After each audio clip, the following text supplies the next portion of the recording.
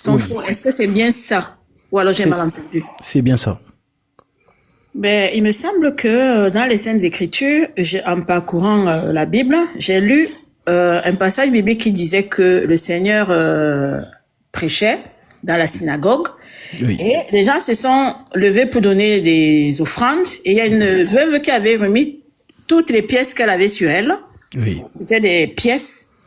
Bon, peut-être aux yeux des autres, c'était... Enfin, bref, elle avait donné tout ce qu'elle avait sur elle. Et il y en avait qui avaient donné beaucoup d'ailleurs, mais elle a donné vraiment que les jetons, les pièces qu'elle avait sur elle.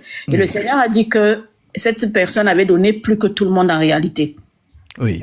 Alors, si la dîme n'était pas biblique, pourquoi le Seigneur a donc accepté ces offrandes dans l'Église? Alors, premièrement, ce n'était pas la dîme que cette dame a donnée. C'était des offrandes. Voilà. Ça, c'est une précision, ça, c'est ce Il y qu'il avait faut, des offrandes. il faut préciser. Secondo, je te poserai la question. Le Seigneur Jésus-Christ était-il dans la loi ou pas? Au moment où il est venu, il y avait la loi de Jean-Baptiste, mais lui il n'était pas dans la loi, il était Seigneur. Il est Seigneur, il n'était pas dans la loi, il n'était pas soumis à la loi. Alors, Mais il a dit qu'il n'est pas venu abolir la loi. J'ai parcouru le passage biblique qui dit ça. on va aller point par point. Oui, En fait, le Seigneur Jésus-Christ est bien né sous la loi, oui, grandi sous la loi et mort sous la loi. voilà. La grâce ne commence que Après lorsque sa le mort. Saint-Esprit vient sur terre. C'est là où on parle maintenant du culte de l'Esprit. Voilà donc pourquoi, comme étant enfant d'Israël, la loi a été appliquée sur lui. Conformément à Luc chapitre 2, il a été circoncis le 8e jour. Voilà donc pourquoi il faisait donc les mœurs de la loi pendant qu'il prêchait la grâce. C'est-à-dire que le ministère qu'il proclamait, c'était le ministère du pardon.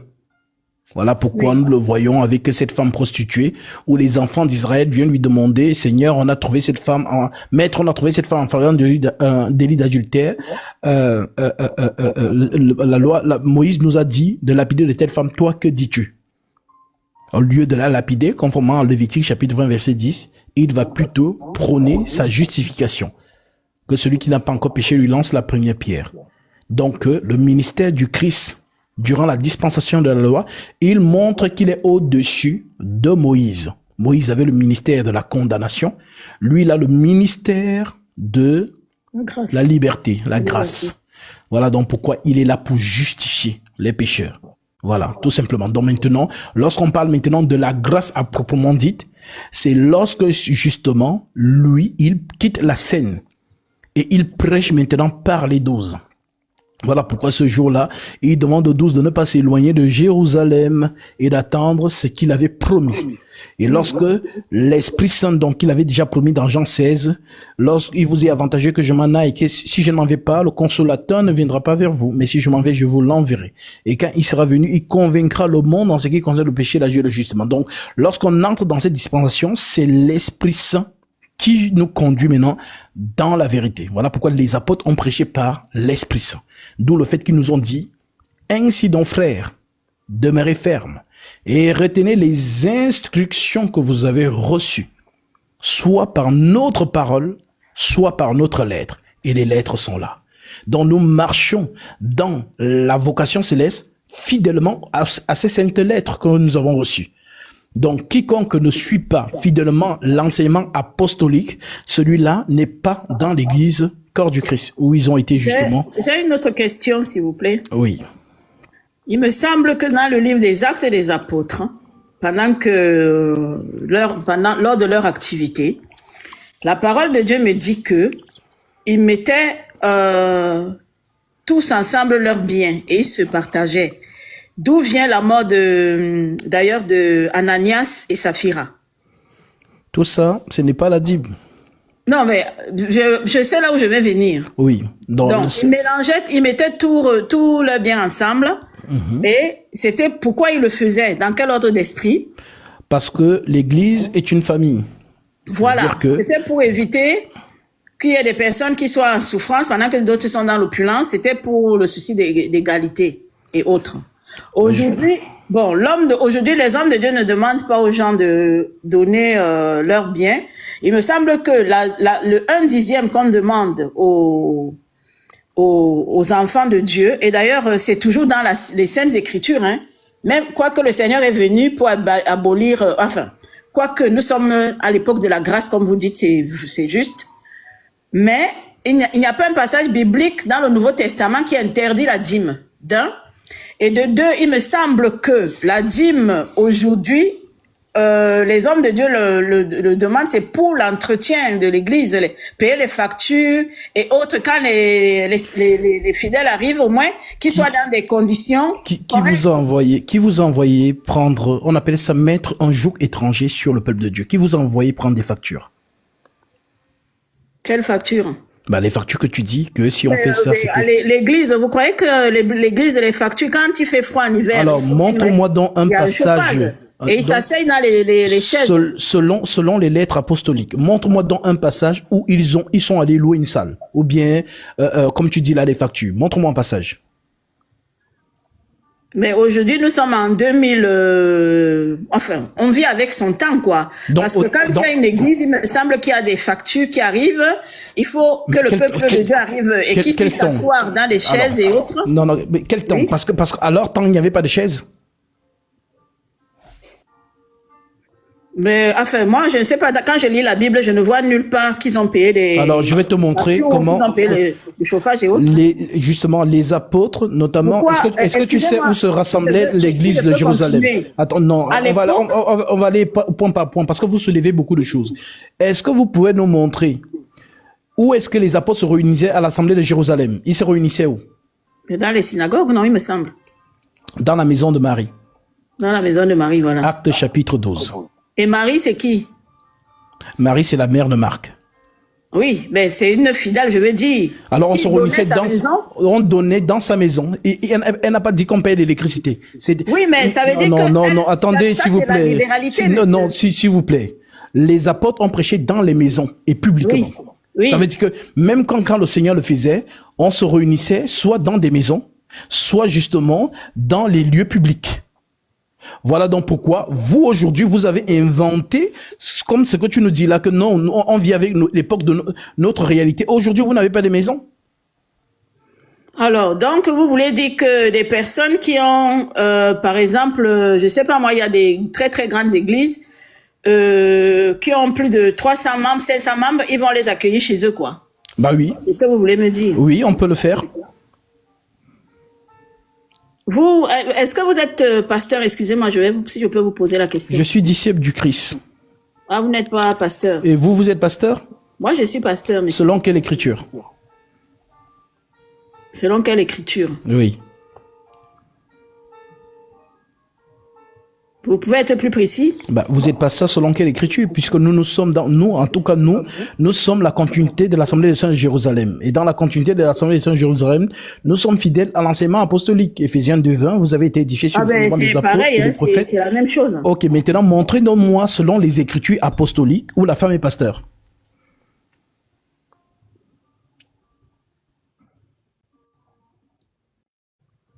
Parmi les apôtres, il n'y avait pas, Jésus n'a pas choisi de femme comme pasteur. Alors, je vous pose donc la question, puisque nous avons donc hérité l'enseignement des apôtres sur la recommandation du Seigneur Jésus, Jean chapitre 17, verset 20. Je ne prie pas seulement pour eux, mais encore pour tous ceux qui croiront en moi par leurs paroles. Alors, les apôtres nous ont enseigné des paroles, ils nous ont donné des lettres, et nous sommes fondés sur ces lettres-là. Je vous ai cité ici 2 Thessaloniciens 2:15, ainsi donc frères, demeurez fermes.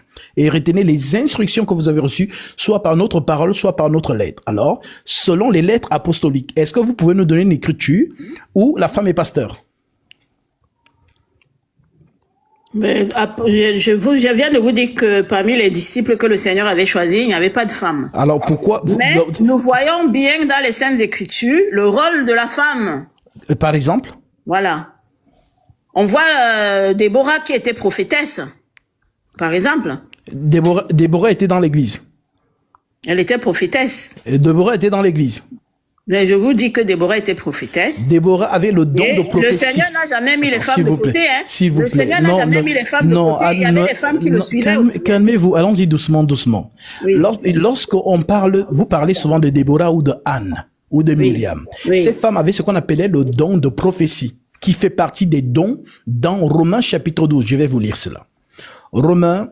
Le don de prophétie, je le connais. Ça veut dire, Non, elle travaillait quand même pour Dieu aussi. C'est un don. C'est-à-dire que dans le corps du Christ, nous sommes les membres du corps. Et aucun membre du corps de Christ n'est infonctionnel. Tous les membres de Christ fonctionnent. Et donc, dans ces membres-là, ce que la main fait, c'est ce qu'on appelle don. Ça veut dire que, par exemple, il y a des sœurs qui ont le don de prophétie. Il y a des frères qui ont le don de prophétie. Mais ce n'est pas, justement, un ministère prophétique, c'est-à-dire dans l'enseignement. Donc, quand tu dis que tu as le don de prophétie, tu veux parler de quoi? De Nombre chapitre 12, verset 5. Donc, dans ce don-là, il y a des sœurs en Christ qui l'ont, mais elles ne sont pas justement, elles n'ont pas le ministère de la parole. On va dire ça comme ça. Maintenant, c'est le pourquoi je voulais vous lire Romains chapitre 12, verset 6 qui vous dit, puisque nous avons donc des dons différents, selon la grâce qui nous a été accordée, que celui qui a le don de prophétie l'exerce selon l'analogie de la foi. Donc le don de prophétie, justement, c'est ce don-là que le Seigneur manifeste dans l'Église, justement, comme sentinelle, pour voir des choses dans le monde spirituel et l'annoncer justement à l'Assemblée des saints. Comme le faisaient justement ceux qui avaient le don de prophétie. L'apôtre Paul, par exemple, avait le don de prophétie. Lorsqu'il prophétise en disant « Car il viendra un temps où les hommes ne supporteront pas la saine doctrine. Ayant la démangeaison d'entendre des choses agréables, ils se donneront une foule de docteurs selon leurs propres désirs, détourneront l'oreille de la vérité et se tourneront vers les fables. » Aujourd'hui, nous sommes dedans. Maintenant, c'est le pourquoi je vous pose la question conformément à l'enseignement de ces apôtres. Montrez-nous dans une assemblée où une femme a été pasteur.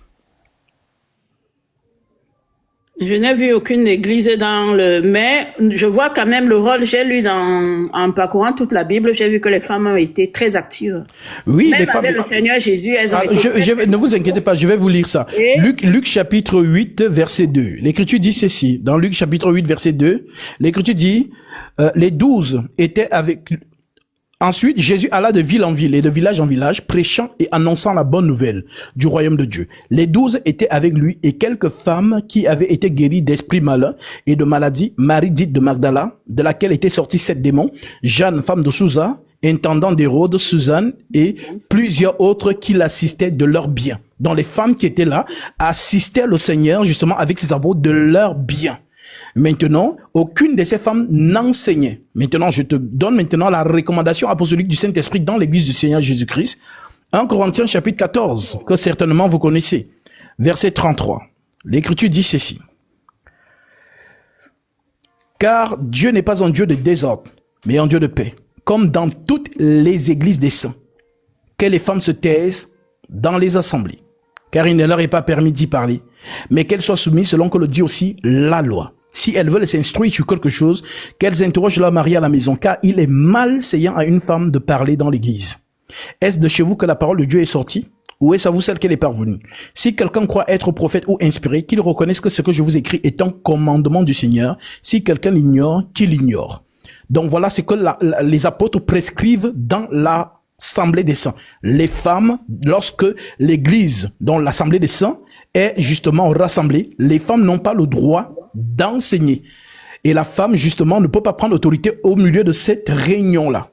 Et je concilie cela avec 1 Timothée chapitre 2, que vous connaissez aussi certainement, verset 9, l'Écriture dit je veux que les femmes vêtues d'une manière décente, avec pudeur et modestie, ne se parlent ni de tresse, ni de paix, ni de tresse, ni d'or, ni de pelle, ni d'habits somptueux, mais qu'elles se parlent de bonnes œuvres comme il convient à des femmes qui font profession de servir Dieu. Que la femme écoute l'instruction en silence, avec une entière soumission.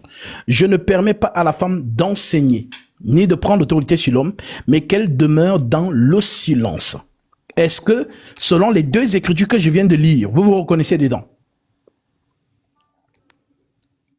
Je suis pasteur, hein. Alors je vous pose la question. Est-ce que vous vous reconnaissez dans ces deux écritures? Ça, c'est les recommandations de l'apôtre, quoi. Mais Donc, je n'ai pas vu une parole biblique où le Seigneur interdit aux femmes de... Ah, donc si je comprends bien, on n'écoute pas les apôtres, on écoute le Seigneur, c'est ça? C'est pas ce que je dis, hein. Alors, vous dites, bon, alors, attendez, on va lire ce que le Seigneur lui dit. Jean chapitre 17, versets 19 à 20. Voici ce que le Seigneur dit. Je me sanctifie moi-même pour eux, parlant des 12, afin qu'eux aussi soient sanctifiés par la vérité. Et ce n'est pas pour eux seulement que je prie, mais encore pour tous ceux qui croiront en moi par leur parole. Maintenant, si tu veux croire au vrai Jésus-Christ, le Seigneur te recommande les 12 par leur parole. Maintenant, eux, ils t'ont prescrit, selon l'Esprit Saint, les 2 écritures que je viens de te lire. Est-ce que tu obéis à ces écritures ou tu n'obéis pas? J'obéis à la sainte doctrine. Hein. Amen. Alors, la sainte doctrine, quand on parle de sainte doctrine, c'est notre capacité à mettre en pratique la parole. Donc, lorsque vous dites que vous êtes pasteur, alors je pose la question, ceux qui vous ont mis dans cette position-là, est-ce qu'ils ne connaissaient pas ces écritures?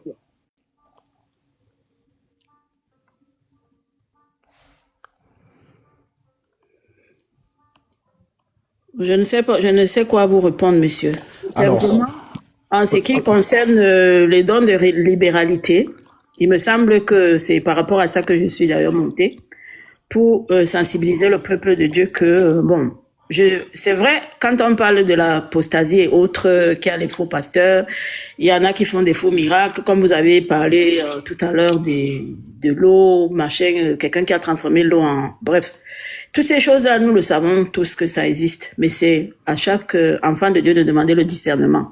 Mais par contre, si... peut-être que vous n'êtes pas pour la dîme, mais j'espère que vous exhortez le peuple de Dieu à quand même... Ce n'est pas que je ne suis pas pour la dîme. Je suis pour l'enseignement apostolique et je marche sur les traces des apôtres, comme Paul a dit à Timothée. Toi, dans mon enfant, fortifie-toi dans la grâce qui est en Jésus-Christ.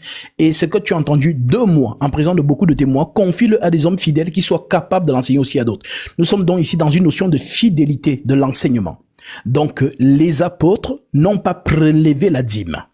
Parce que la dîme ne se prélève pas dans la nouvelle alliance, selon Hébreux chapitre 7. Maintenant, vous dites que vous prélevez la dîme selon quelle dispensation? Puisque dans la dispensation de la grâce, on ne prélève pas la dîme. Voilà pourquoi si on prélevait, les apôtres auraient prélevé la dîme dans les assemblées. Au contraire, selon la loi, ce sont les Lévites qui prélevaient la dîme. Mais nous voyons un Lévite donner justement ses biens dans l'assemblée des saints. Il ne prélève pas, mais il donne ses biens dans l'assemblée des saints. Voilà donc pourquoi il y a toute une organisation dans la maison de Dieu. Ça veut dire que si, par exemple, le Seigneur me fait grâce, je peux revenir avec ce qui m'a fait grâce, je mets à la disposition des saints. Et on en redistribue selon les besoins de tout un chacun. Donc, de ceux qui vous disent que la dîme, c'est un peu comme ceux qui vous ont intronisé pasteur. Ils vous ont, selon quelle écriture? Ils n'ont pas obéi à la sainte doctrine. Voilà pourquoi ce n'est pas pour vous mettre mal à l'aise, mais je vous dis que on ne monte pas dans mon live pour monter. Le Seigneur vous y a conduit. Il vous a conduit dans ce live pour que, justement, vous méditez sur ce que vous venez d'entendre. Et que selon, justement, la parole du Christ, parce que c'est sur cette parole que tu es fondé apparemment, vous avez été édifié sur le fondement des apôtres et des prophètes, Christ lui-même étant la pierre angulaire. Alors, si réellement tu es un membre du corps de Christ, tu vas te conformer à ces saintes lettres. Mais si tu n'es pas un membre du corps de Christ, alors, effectivement, tu feras comme justement on t'a justement intronisé pasteur, ce qui n'est pas conforme à la sainte doctrine. Tout simplement. Que le Seigneur vous fasse grâce.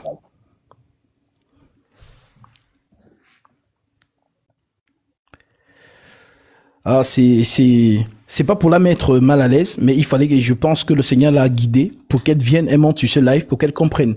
Voilà pourquoi vous voyez que lorsqu'on lui met face aux Écritures, elle est silencieuse. C'est pas un silence de honte, mais c'est un silence de l'Écriture le dit, qu'est-ce qu'on m'a fait? C'est le pourquoi je vous ai dit beaucoup, vraiment. Les faux hommes de Dieu distillent le levain. Parce qu'elle a été victime d'un faux enseignement. Et c'est pas de sa faute, d'une certaine manière. Elle est aussi un petit peu coupable. Pourquoi? Parce que on nous appelle à vérifier les Écritures. Vous êtes chrétien parce que vous vérifiez les Écritures. Vous ne pouvez pas permettre qu'on vous fasse des choses qui ne sont pas conformes aux Saintes Écritures. Voilà pourquoi je vous le dis. Votre protection, c'est votre capacité à lire les Saintes Écritures. Ce que les apôtres ont fait, nous faisons. Ce qu'ils n'ont pas fait, nous ne faisons pas. Voilà pourquoi on lui a posé la question. Selon ces lettres qu'elle montre une femme pasteur, elle n'a pas pu. Mais c'est sûr qu'on l'a convaincu par les faux hommes de Dieu qui ne font que les gens comme les Ivan Castano, qui sont même allés jusqu'à ouvrir les facultés de formation de pasteurs et de pastoresses. Entre d'autres qui ont ouvert des facultés de formation de prophétesse ou de prophète. Ils demandent aux gens même d'acheter les ustensiles comme dans Harry Potter. Achetez vos outils, achetez votre matériel, oh, le talit, le machin, ce sont des inventions. Et beaucoup sont victimes. Alors ma sœur, vraiment, ce n'est pas pour te mettre mal à l'aise, mais c'est parce que le Seigneur a voulu que tu montes et que tu entendes la vérité et que tu te dégages comme une gazelle de ces choses-là. Fuis ces gens et sors de là. Une femme n'a pas le ministère de la parole. Mais la sœur en Christ peut justement annoncer, proclamer le nom du Seigneur là où elle est, mais pas dans l'assemblée des saints. Voilà pourquoi l'écriture est claire, comme dans toutes les églises des saints, que les femmes se taisent. L'église des saints. Lorsqu'elle est au travail, elle n'est pas dans l'église des saints. Là-bas, elle peut proclamer la justice.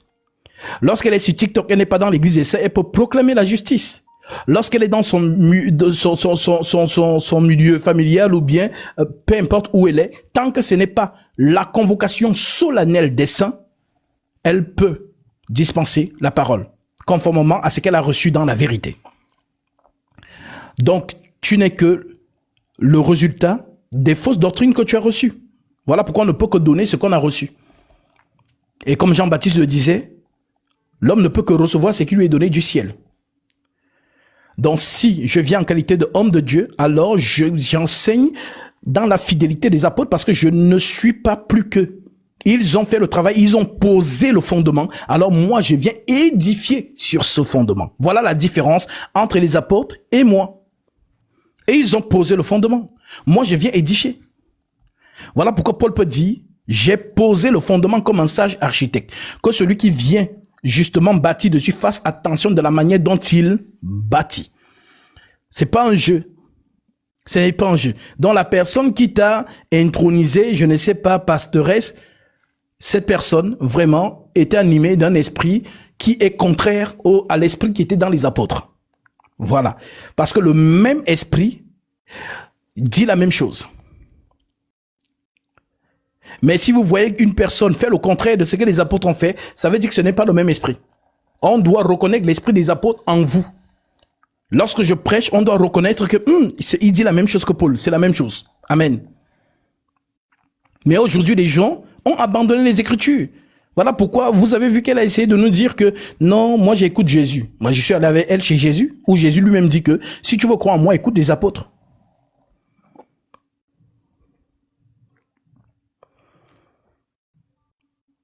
Que le Seigneur bénisse toutes nos sœurs qui étaient justement dans cet état d'esprit, mais que le Seigneur fait grâce de reconnaître la vérité et de revenir dans la parole. Ça veut dire que ces personnes, elles étaient de bonne foi, mais justement, on les a trompées dans les faux enseignements. Mais comme elles cherchaient la vérité, elles ont trouvé la vérité, elles se sont rangées dans la vérité. Et la vérité, c'est l'écriture. L'homme peut vous manipuler, l'homme peut vous mentir, mais l'écriture ne vous mentira jamais. L'écriture ne vous mentira jamais. L'écriture, c'est le roc, elle traverse les âges. Elle traverse les âges. L'homme peut vous mentir, mais l'écriture ne vous mentira jamais. Retenez bien ça. Surtout les femmes. De la même manière qu'on vous drague, on vous ment, vous tombez. C'est comme ça que les faux hommes de Dieu fonctionnent aussi. Parce que je vous ai donné l'exemple d'une femme qui s'est fait draguer par 3 hommes dans le même mois. Et les 3 vont la voir. Le premier vient le deuxième du mois. Le deuxième jour du mois. Oh non, vraiment, je vous ai vu, vous êtes belle, vraiment, c'est là. J'aimerais bien vous revoir. Elle donne son numéro. Dès que celui-ci la connaît, il disparaît. Elle dit, ah, les hommes sont pareils, ce sont des menteurs. Le 15 du mois, il y a un autre qui vient, qui lui fait la même chose. Après, il dit, non, vous les hommes, vous êtes tous des menteurs. Vous êtes les beaux parleurs. Ah, est-ce que, je sais pas qui vous a fait du mal. Ah, je ne suis pas comme tous les hommes. Vous n'allez pas me faire payer ce que les hommes vous ont fait. Après, il dit, ah, c'est vrai quand même, le bénéfice du doute quand même. Même chose, la personne va la voir et il va partir. Le 3e du mois, qui est le dernier, il y a un autre qui vient encore. Qui amène la même technique, mais cette dernière va dire la même chose. Oh non, les hommes, c'est fini. Voilà, vous êtes tous des menteurs. Voilà, vous. Oh non, mais je ne suis pas comme ça, je suis un homme de parole, ainsi de suite. Elle retombe dedans. Voilà pourquoi vous retrouvez certaines avec les résultats de cela. Certaines tombent enceintes dans ces choses-là. Et vous la voyez avec 3 enfants, 4 enfants. Vous pensez que non, c'est une fille légère. Non, elle s'est fait duper.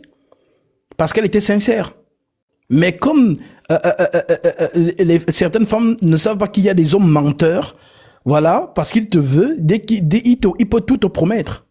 Mais une fois qu'il t'a eu, il n'est plus là. Donc c'est pareil pour les faux hommes de Dieu.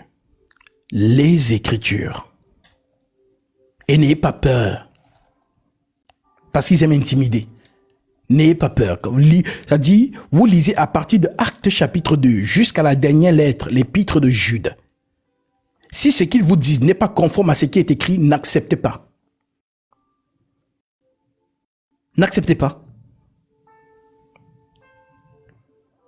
Votre modèle, ce sont les apôtres. Vous avez été édifiés sur leurs fondements, leurs enseignements. Jésus-Christ étant la pierre angulaire. Il vous a recommandé les apôtres, le Seigneur. Voilà pourquoi l'apôtre Paul peut dire dans 1 Corinthiens chapitre 15, versets 1 à 2, « Je vous rappelle, frères, l'évangile que je vous ai annoncé, que vous avez reçu, dans lequel vous avez persévéré et par lequel vous êtes sauvés, si vous le retenez tel que je vous l'ai annoncé, autrement vous aurez cru en vain. »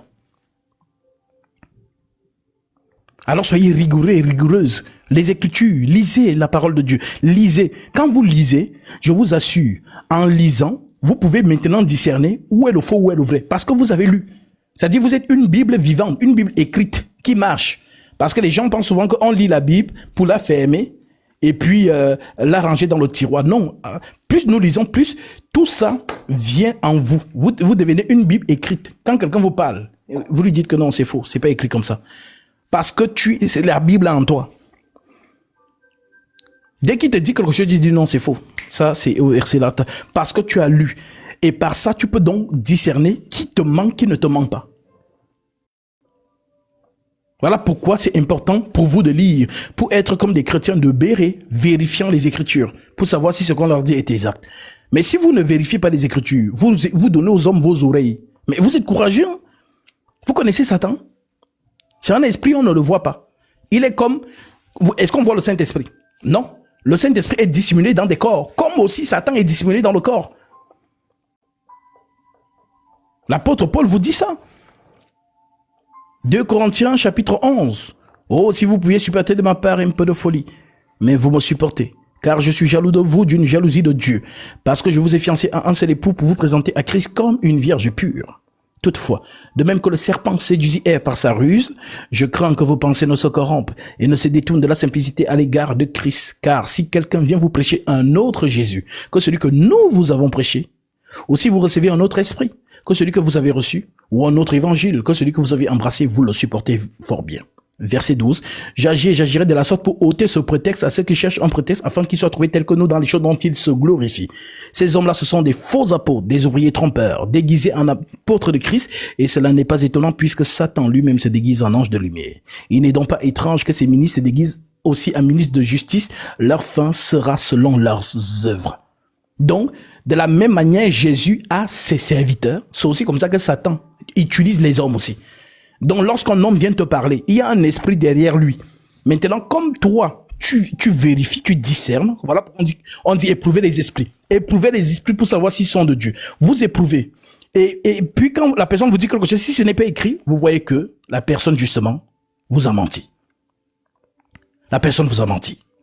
Donc, si vous éprouvez, quand on dit éprouver les esprits pour savoir s'ils sont de Dieu, toi, tu penses que c'est un fantôme qui va venir et tu vas demander au fantôme, est-ce que c'est toi Jésus? Est-ce que Jésus est Dieu? Non, c'est pas ça. Éprouver l'esprit, c'est la parole. La parole de Jésus est esprit. Jean chapitre 6. Ces paroles que je vous ai dites sont esprit et vie. Donc, quand quelqu'un vient te parler, tu vas comparer ce qui sort de sa bouche et ce que l'Écriture dit. Si ce qu'il dit et ce que l'Écriture dit est vrai, c'est le même esprit. Amen.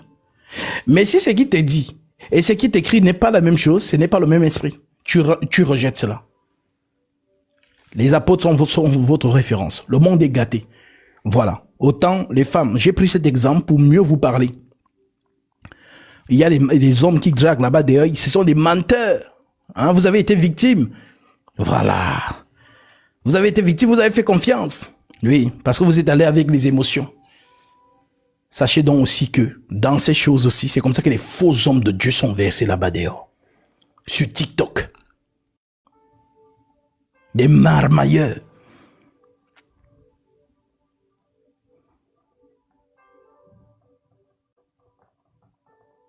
Alors revenez en vous-même.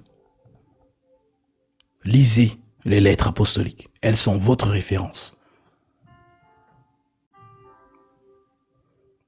La femme n'a pas le ministère de la parole dans l'Église du Christ. Mais elle a d'autres dons.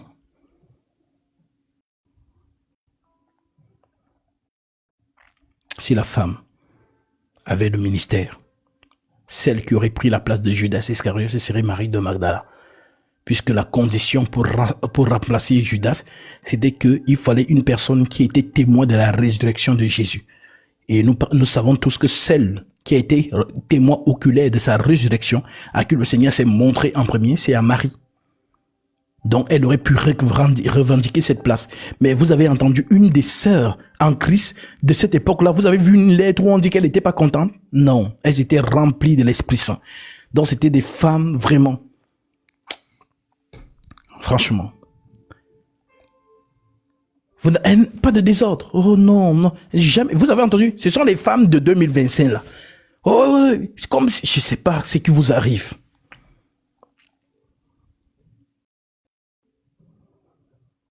Que le Seigneur fasse grâce à ses enfants.